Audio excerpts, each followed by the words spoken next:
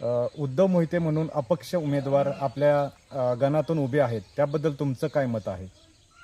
Definitely चांगला उमेदवार आहे. ॲक्च्युली अपक्ष जरी राहिला असेल तरी तो अपक्ष म्हणजे जनतेने म्हणजे लोकमनातला तो उमेदवार आहे. उच्च शिक्षित आहे, सुशिक्षित आहे व तो गेली मागचे 7 वर्ष तो बाहेर देशात होता. त्यामुळे तिथला त्याला एक अनुभव असणार की तिथल्या सिटीज अंडर डेव्हलपमेंट, तो दुबईला होता, सौदीला होता आणि त्या सिटीज ह्या अंडर डेव्हलपमेंटमध्ये होत्या. त्यामुळे त्या सिटीज कशा डेव्हलप झाल्या त्या त्यांनी बघितलेल्या आहेत. आणि तो उद्धव मोहिते जे उमेदवार आहेत ते मागचे 2.5 वर्ष आमच्या आंबेवाडी गावातील ग्रामपंचायत सदस्य आहेत.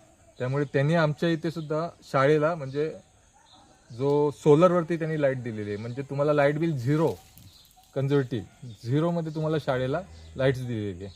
आणि भविष्यात ते जर निवडून आलेच लोकमनातून येतीलच, कारण आम्ही जेव्हा बाहेर चौकशी करतो तेव्हा तरुण चेहरा म्हणून त्यांना पसंती दिली जाते जास्तीत जास्त. म्हणजे पहिल्यांदा आम्हाला असं जाणवलं की अपक्ष उमेदवार आणि जास्तीत जास्त तरुणांनी त्यांना म्हणजे तरुण हे पहिली गोष्ट म्हणजे राजकारण म्हटलं की नाक मुरडतात, कानाडोळा करतात की राजकारण म्हणून वाईट आहे.